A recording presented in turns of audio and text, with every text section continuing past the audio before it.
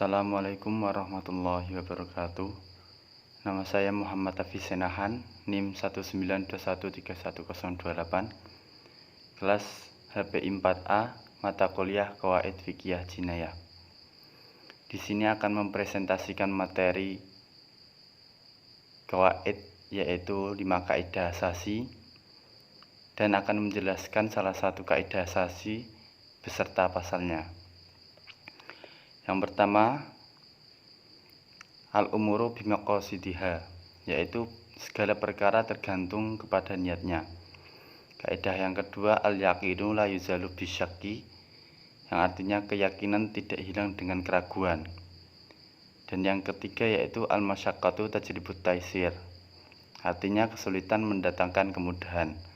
Dan yang keempat, ad-dararu yuzalu, artinya kesulitan harus dihilangkan.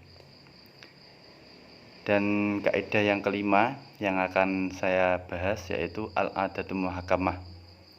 Adat dapat dijadikan pertimbangan dalam menetapkan dan menerapkan hukum.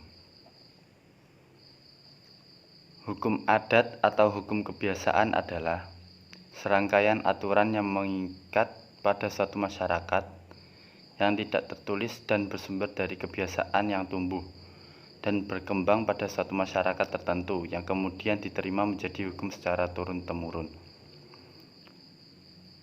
Penjelasannya yaitu hukum adat adalah suatu kebiasaan pada suatu golongan masyarakat atau desa yang dapat disepakati sebagai suatu hukum adat di suatu tempat tersebut.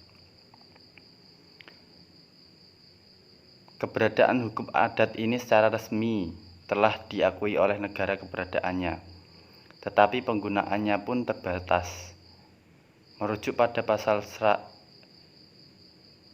18B ayat 2 Undang-Undang Dasar 1945, di mana menyebutkan negara mengakui dan menghormati kesatuan-kesatuan masyarakat hukum adat beserta hak-hak tradisionalnya, sepanjang masih hidup dan sesuai dengan perkembangan masyarakat dan prinsip Negara Kesatuan Republik Indonesia yang diatur dalam undang-undang, yang berarti bahwa negara mengakui keberadaan hukum adat serta konstitusional haknya dalam sistem hukum Indonesia.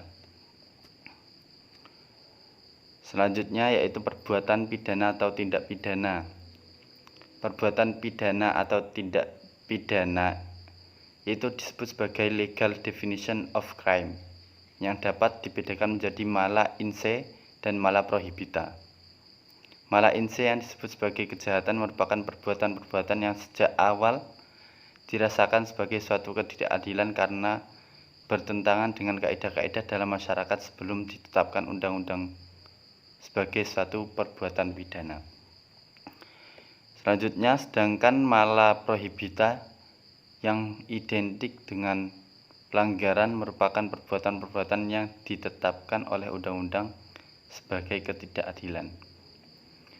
Perbuatan pidana atau tindak pidana ini adalah salah satu